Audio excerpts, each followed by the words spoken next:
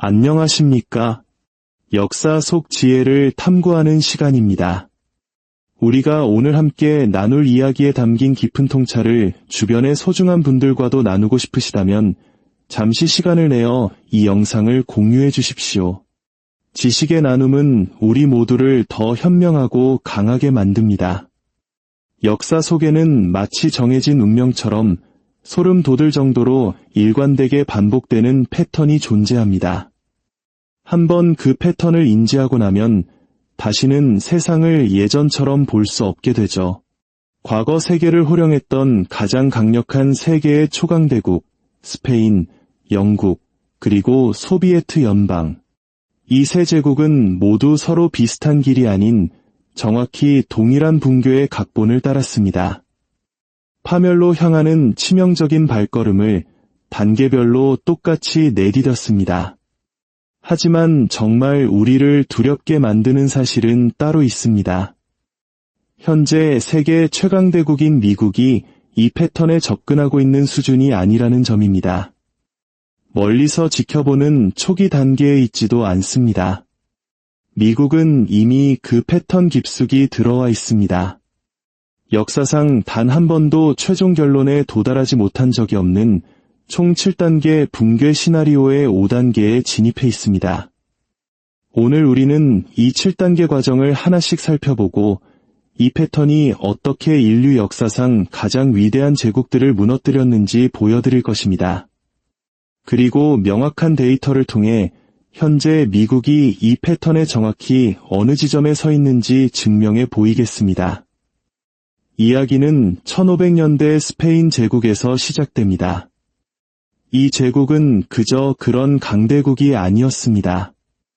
스페인은 당시 전 세계 귀금속의 절반을 통제했습니다. 포토시 은광에서 쏟아져 나오는 은은 지구상의 모든 것을 2번 사고도 남을 만큼 막대한 양이었습니다. 지구상에서 가장 거대한 군대를 보유했고 4개 대륙에 걸쳐 식민지를 건설했으며 스페인의 화폐 레알은 세계 경제의 기축통화였습니다. 스페인은 그야말로 무적이었습니다. 적어도 그들 스스로는 그렇게 믿었습니다. 첫 번째 균열은 군사적 과잉 팽창에서 나타났습니다. 스페인은 동시다발적으로 너무 많은 전쟁을 벌이고 있었습니다.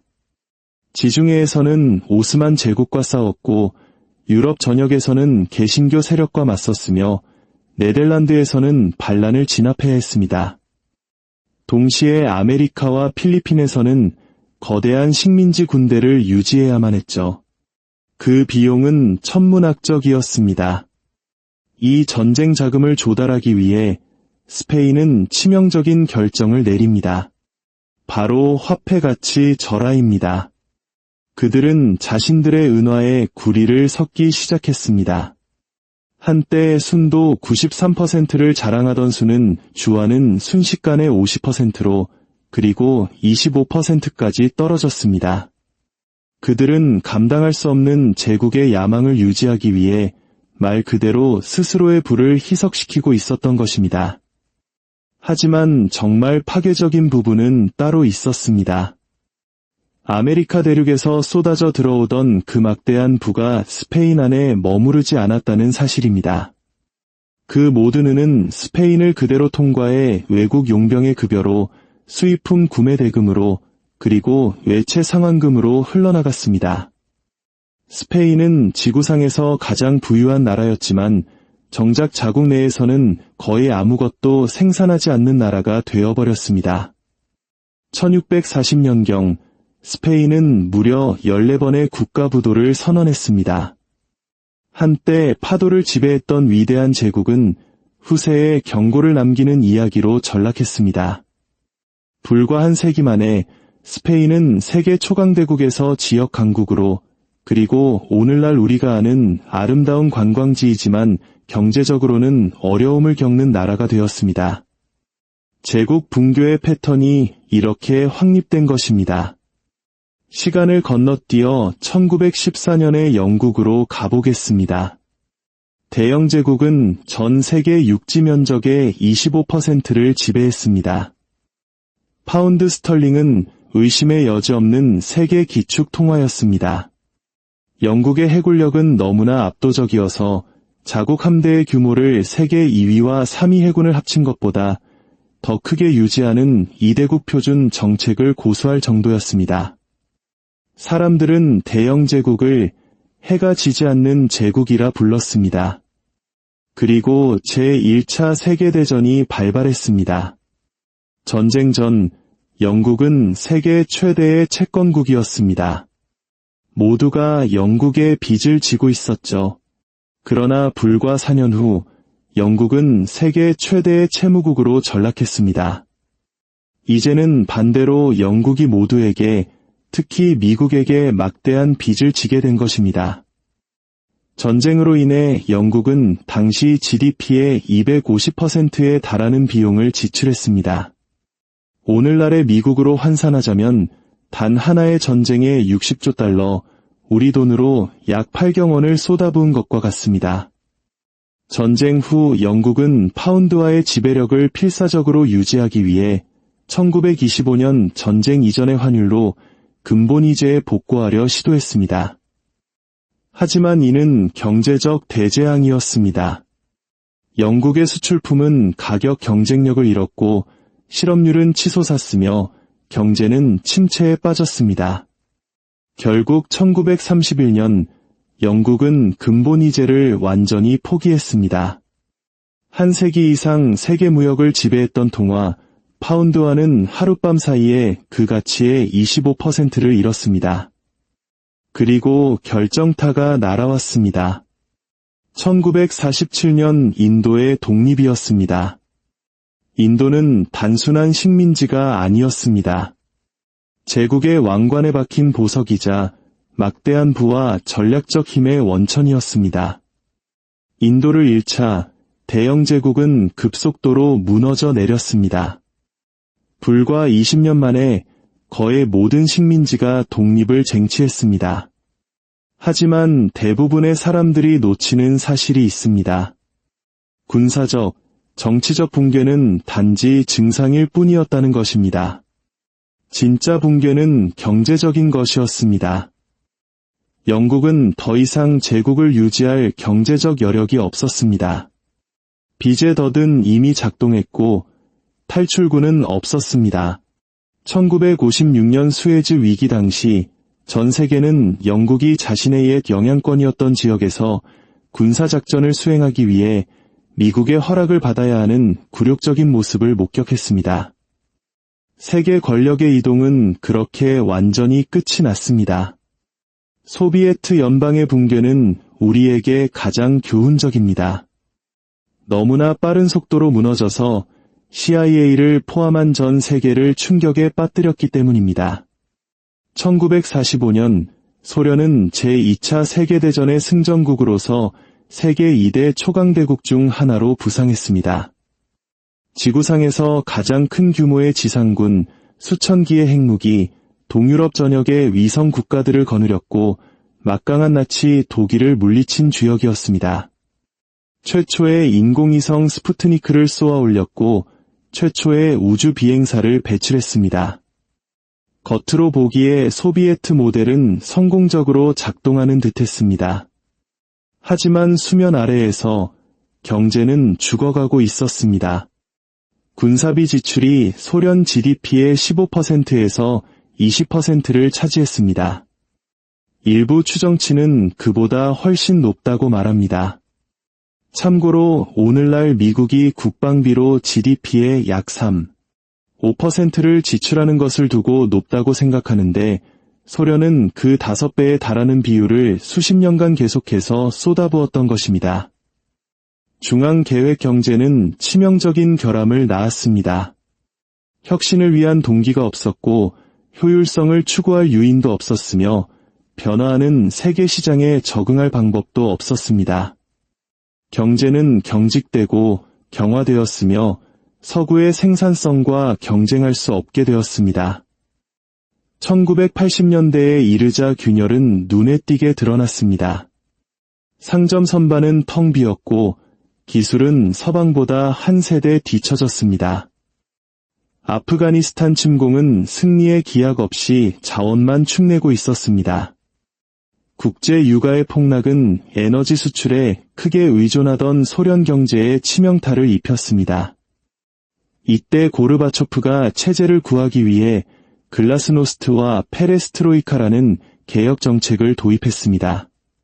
하지만 그의 희망과는 달리 이 정책들은 붕괴를 가속화했을 뿐입니다.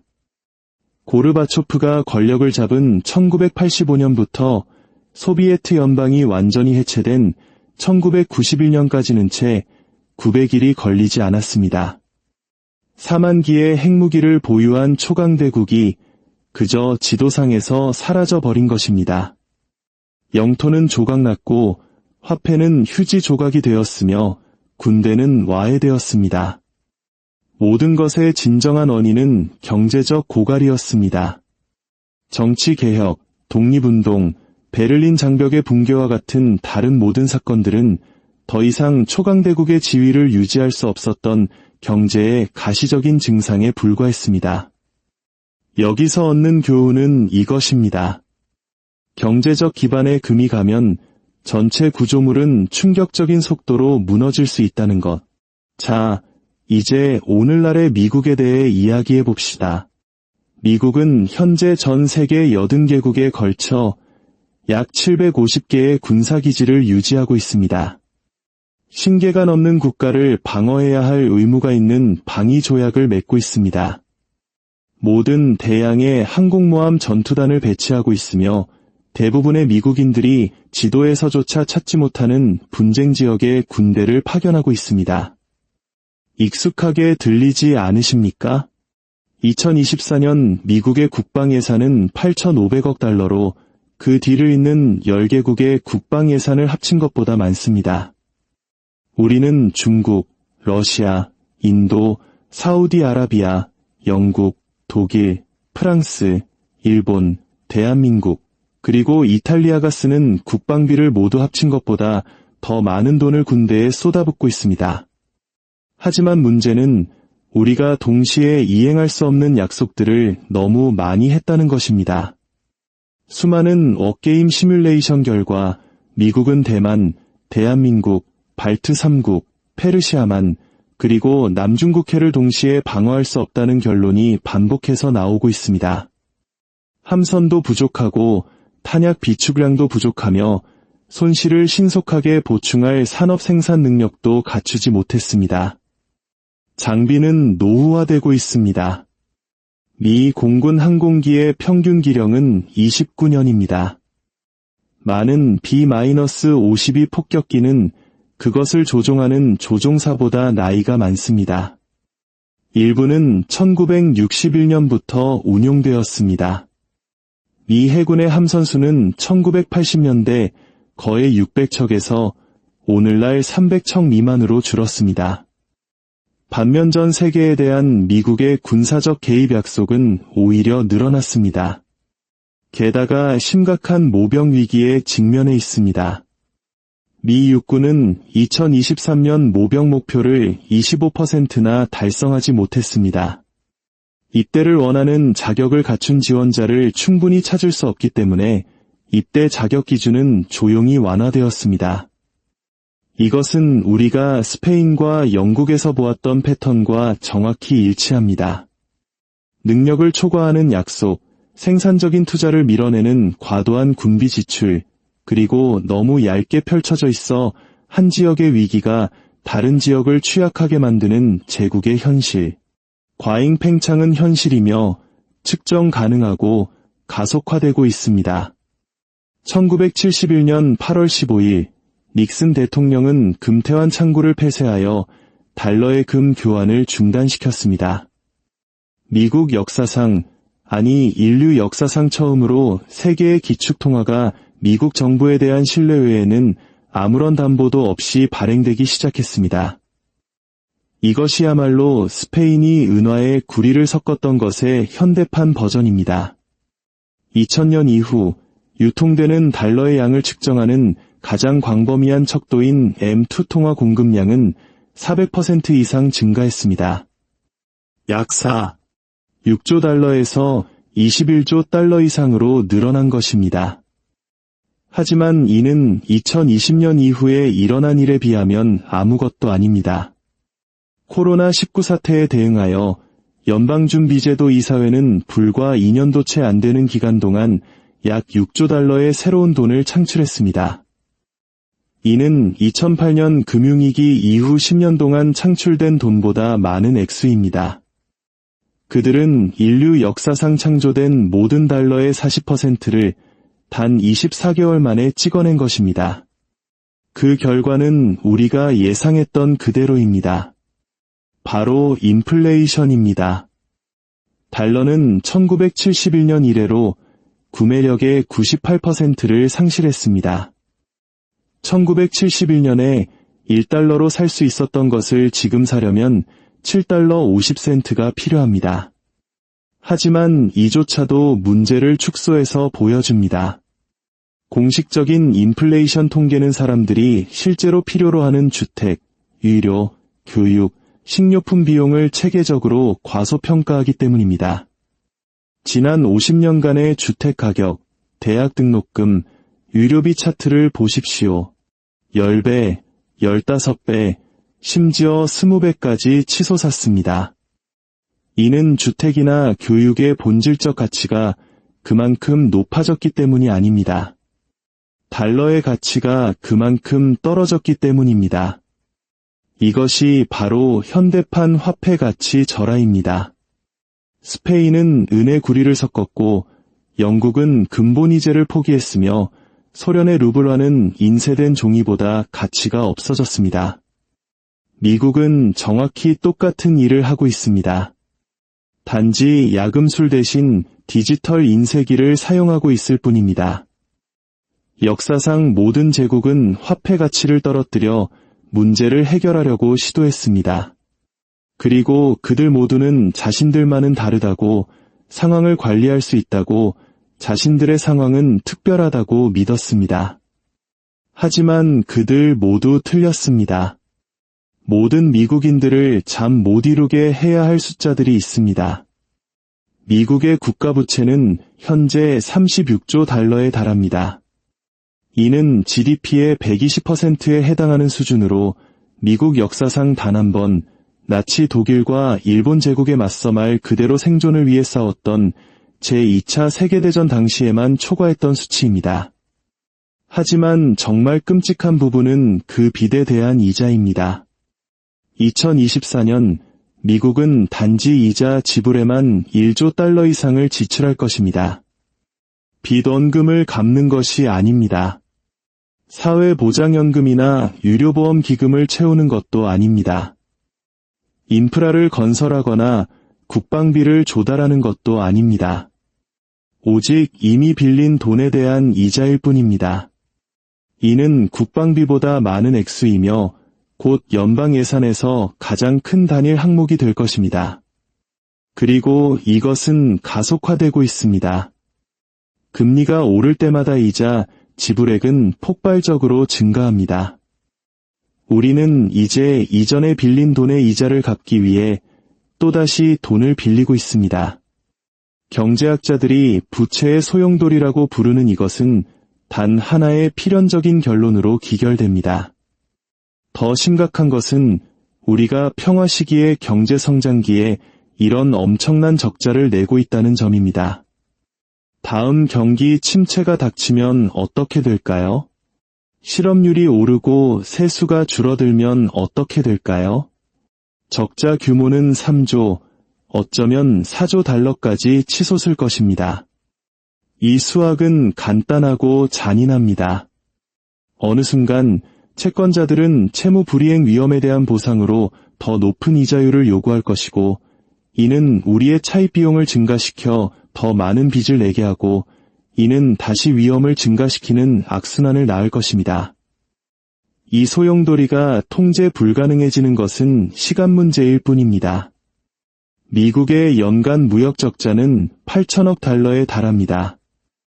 이는 우리가 매년 생산하는 것보다 8천억 달러어치의 상품을 더 많이 소비한다는 의미입니다. 세계로부터 물건을 사들이지만 그만큼 팔지는 못하고 있는 것입니다. 익숙하게 들리시죠? 이는 스페인을 파멸시켰던 것과 정확히 같은 패턴입니다. 그들은 모든 은을 가졌지만 아무것도 생산하지 않았습니다. 부는 그대로 나라 밖으로 빠져나갔습니다. 하지만 미국의 경우는 훨씬 더 위험합니다. 우리는 핵심 물품의 공급망을 해외에 의존하게 되었기 때문입니다. 미국에서 사용되는 항생제의 90%가 중국에서 제조됩니다.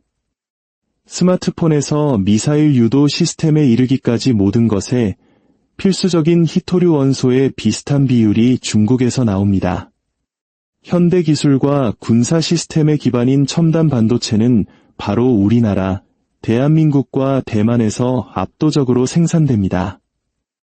우리의 군사 공급망이 잠재적 적대국을 통과하고 있는 것입니다. 우리는 지난 40년간 공장을 폐쇄하고 공급망을 해체했으며 숙련된 노동자들의 지식 기반을 잃어버렸습니다. 제조업 일자리를 서비스업 일자리로, 생산을 소비로, 물건 만들기를 돈 굴리기로 대체해왔습니다. 잔인한 진실은 이렇습니다. 생산할 수 없으면 스스로를 부양할 수 없습니다. 돈의 흐름이 멈추고 다른 나라들이 당신의 통화를 받지 않기 시작하면 시스템은 무너집니다. 하지만 경제 쇠퇴와 함께 진행되는 또 다른 붕괴의 단계가 있습니다. 바로 사회적 부패입니다. 미국 제도에 대한 신뢰는 사상 최저 수준입니다. 의회에 대한 신뢰도는 16%, 언론에 대한 신뢰도는 32%에 불과합니다. 이는 사회계약의 근본적인 붕괴를 의미합니다. 미국의 주요 도시를 걸어보면 그 현실을 마주하게 됩니다. 어떤 동네는 거대한 야외 마약 시장이 되었고 고속도로 아래에는 텐트촌이 즐비합니다. 마약 과다 복용으로 인한 사망자 수는 급증하여 2023년 한 해에만 10만 명 이상의 미국인이 목숨을 잃었습니다. 이는 베트남, 이라크, 아프가니스탄 전쟁 사망자를 모두 합친 것보다 많은 숫자입니다. 폭력 범죄는 급증했고 정치적 기능 장애는 한 세대 전에는 상상도 할 수 없었던 수준에 이르렀습니다. 가장 우려스러운 것은 최고의 인재들이 이 시스템에서 이탈하고 있다는 점입니다. 유능한 젊은이들은 공공서비스, 군복무, 시민 참여와 같은 전통적인 길을 점점 더 거부하고 있습니다. 제도가 실패하고 지도자들이 무능하거나 부패했으며 열심히 일해도 부모 세대가 누렸던 중산층의 번영을 이룰 수 없다는 것을 목격했기 때문입니다. 이것이 바로 5단계 붕괴에서 일어나는 일입니다.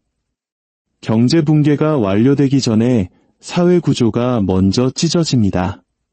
사람들은 시스템에 대한 믿음을 잃고 협력하고 기여하기를 멈추며 공동의 국가적 목표에 대한 믿음을 버립니다. 사회가 이 단계에 이르면 경제 붕괴는 피할 수 없게 됩니다. 집단적 문제를 해결하는 데 필요한 사회적 결속력이 이미 증발해버렸기 때문입니다. 그렇다면 다음은 무엇일까요? 우리는 이미 기축통화 지위 침식의 초기 경고 신호들을 보고 있습니다. 브릭스 국가들은 달러 패권에 대한 대안을 적극적으로 개발하고 있습니다. 사우디아라비아는 이제 중국의 석유를 팔 때 이안화를 받기 시작했습니다. 전 세계 중앙은행들은 외환 보유고에서 달러 비중을 줄이고 금 매입을 늘리고 있습니다. 이 모든 움직임은 세계 통화 시스템의 근본적인 변화를 의미합니다. 역사가 우리에게 가르쳐주는 마지막 단계에 대한 교훈은 이것입니다. 그것은 갑자기 일어난다.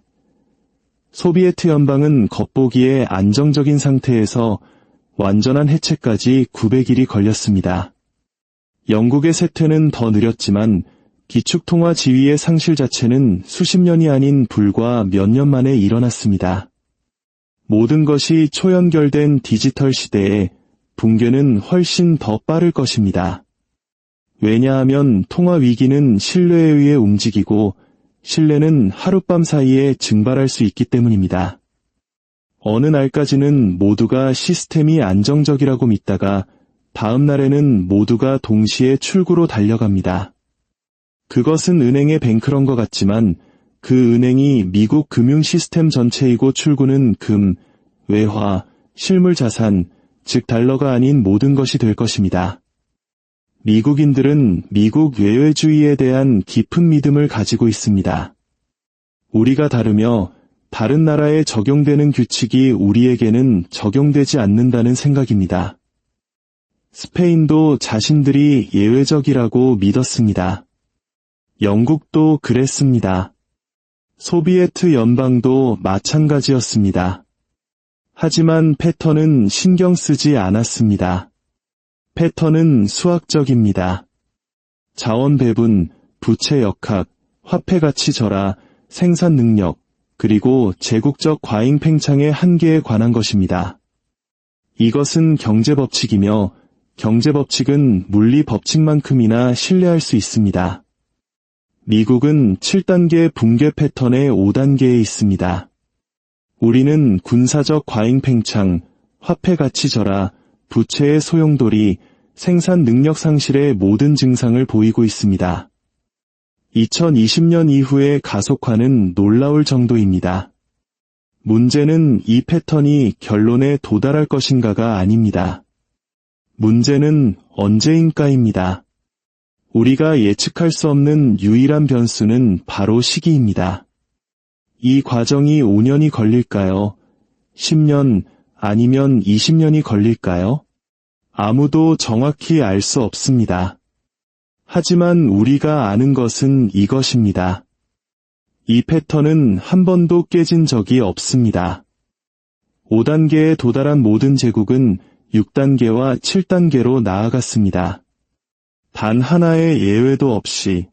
진정한 질문은 미국이 예외적인가 하는 것이 아닙니다. 진짜 질문은 우리가 역사상 최초로 이 패턴을 보고 우리가 그 안에 어디에 있는지 인식하고도 너무 늦기 전에 경로를 바꾸는데 실패한 첫 번째 제국이 될 것인가 하는 점입니다. 그리고 지금 현재로서는 그렇게 될 것처럼 보입니다.